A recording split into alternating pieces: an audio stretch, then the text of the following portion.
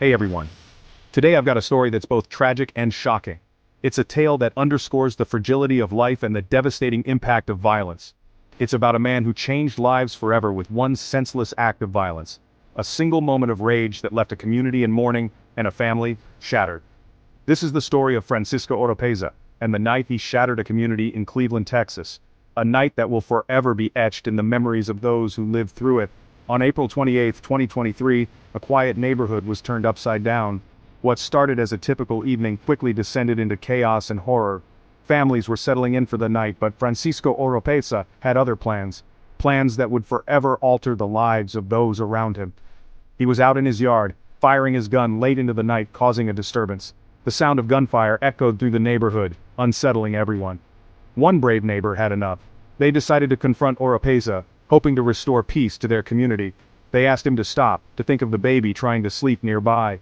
A simple request that anyone with a heart would understand.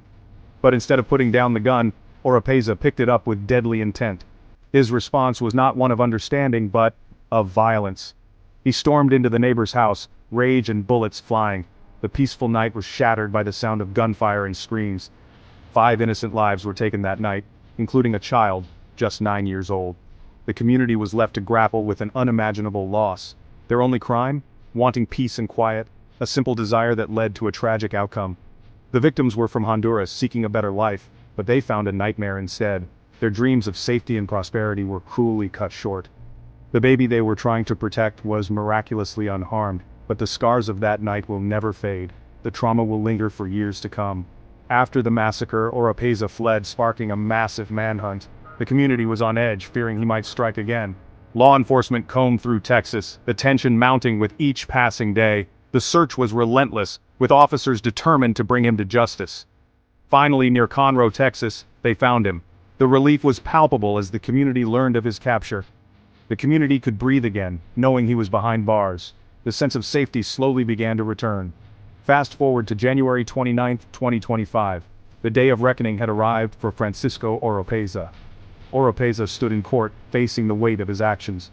The courtroom was filled with a mix of sorrow and anticipation. He pleaded guilty to capital murder, accepting a life sentence without the possibility of parole, a sentence that ensures he will never harm another soul. This deal spared him the death penalty, but it's a cold comfort for the families left behind. Their loved ones are gone forever. Despite being deported 4 times between 2009 and 2016, this time, he won't be leaving Texas.